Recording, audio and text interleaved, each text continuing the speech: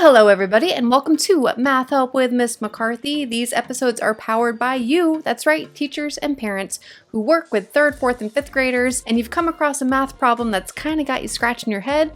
That's where you can send it my way. You can do that by going to mccarthymathacademy.com/mathhelp. That is where you can send me your questions. And it's also where you can see the growing playlist of free episodes that I post onto YouTube, because somebody else's question might be your question too. I'm all about trying to help you make math make sense. We're about to jump into today's question, but I do want to let you know to stick around, because after we go over today's question, I will also take you into the members area. That's right, you'll get a sneak peek into the members area where I have tons of video lessons, printables, student guides, mini assessments, and so much more. I'm going to show you behind the scenes, so you don't want to miss that. Without further ado, let's go ahead and get to it, and let me teach you. Today's problem comes from a 3rd grader and his parent in Orlando, Florida, and the question is, Sutton's evening dance class ends at the time shown on the clock. If her dance class begins at 5:15, how long is the class? So this is a multi-step problem, meaning that first we have to figure out what time the class ends, which is available to us on the clock.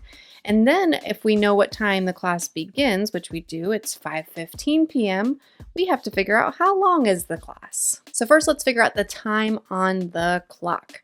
All right, so we're gonna start with the minute hand. That's the long hand. The hour hand is the shorter hand. I'm just labeling my hands there. And I know that when I'm trying to count the minutes, I start at the 12 and I count by fives. 5, 10, 15, 20, 25, 30, 35, 40, 45, and I can stop right there. I don't have to stop and count by ones because it's right there on the 45, meaning that my minutes for the time are 45 minutes. Okay, now we're looking at the hour hand. The hour hand looks like it's pointing at the 7, and a 3rd grader might be confused to think that it is 7:45, but actually it's not quite 7 yet. The 45 minutes means we're only 15 more minutes until we get to 7 o'clock. So we are still in the hour of 6, so it's 6:45. Now that we have our end time, it's time to figure out the elapsed time, and I like to do that with a number line. So we know our start time and our end time. Our start time is 5:15 p.m. The end time is 6:45 p.m. And now we have to figure out how much time has elapsed. And there's a bunch of different ways that you can go about doing this. You have to figure out a way that makes sense for you and count your time along the way. So for instance, my brain right away says, okay, I know I can start at 5:15 p.m. And if I were to go another full hour or 60 minutes, so if I go for 60 minutes where it's 6:15, that would be adding 6. So 5:15 plus another 60 minutes or plus an hour is 6:15.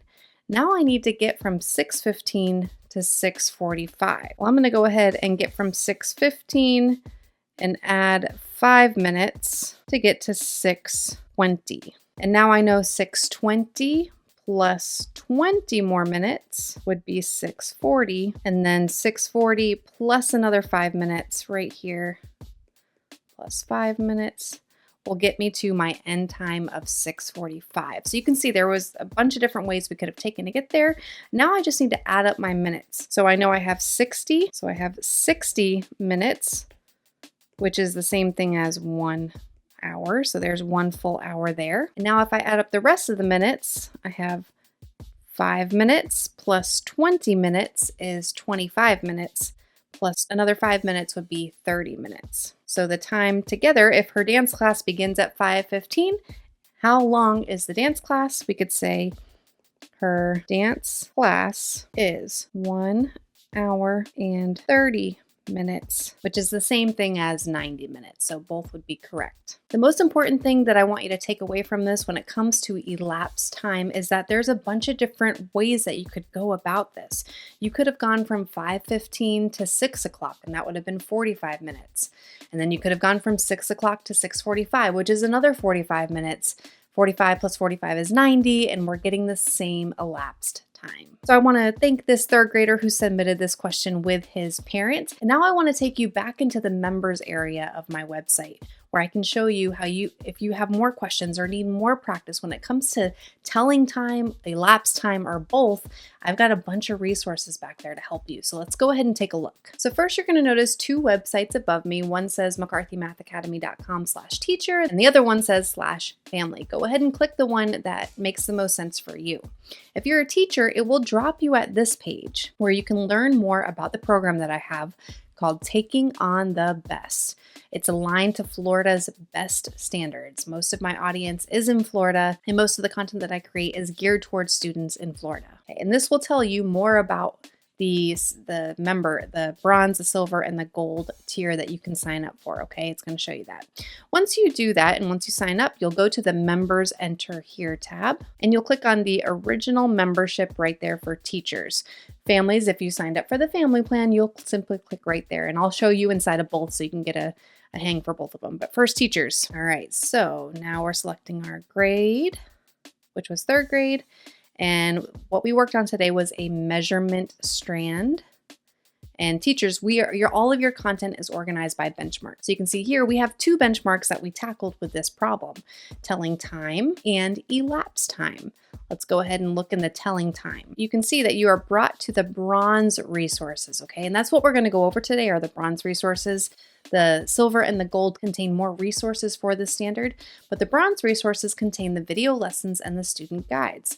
So you can see here, we've got a video lesson on analog clock review and the printable guide right there. If your students need help telling time going from the analog clock to digital clock, this is where we'll practice that. And if your students need help going from digital to analog, where we have the digital time given and we have to place the hands on the clock, that's what this is all about. So they have the same problem. We're all working it out together. Teachers, I'm going to go back to the elapsed time. And now you can see that we have 1, 2, 3, 4 more videos that are tackling elapsed time. So this one is just focusing on determining the elapsed time like we did in this video.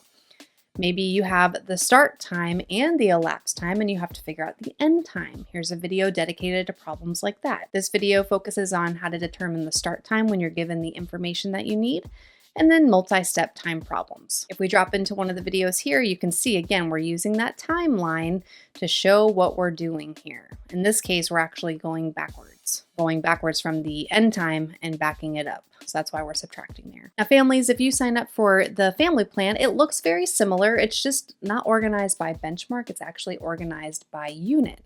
So you'll click on the 3rd grade and we would scroll down until we see the time box right here. All of this is going to be covered in the time unit. And you can see it's the same type of problem. So the 2 plans, the teacher plan and the family plan, are very similar. That's just the way that they're organized is a little bit different, but you can see the same kind of content here. Sorry, my computer's being a little bit glitchy today if it's coming up like that. A big thank you today again to the 3rd grader who submitted this problem. I know 3rd grade teachers can definitely identify with the feeling of time being overwhelming for students. It feels like they have such a short window of time to learn it, and students can get tripped up. So it's really important that they get practice, which is why coming to one of the Taking on the B.E.S.T plans, whether it's the teacher membership or the family plan, that can provide your child or your students with extra practice. I hope that this video was helpful, and if it was for you, if you could click that like button, that would be awesome. It lets me know, it lets YouTube know that you enjoy seeing content like this, and I should continue to make more of it. Also, feel free to subscribe to my channel so you're the first to know when I drop a new video. Or if you have any parents in 3rd, 4th, and 5th grade that you know could benefit from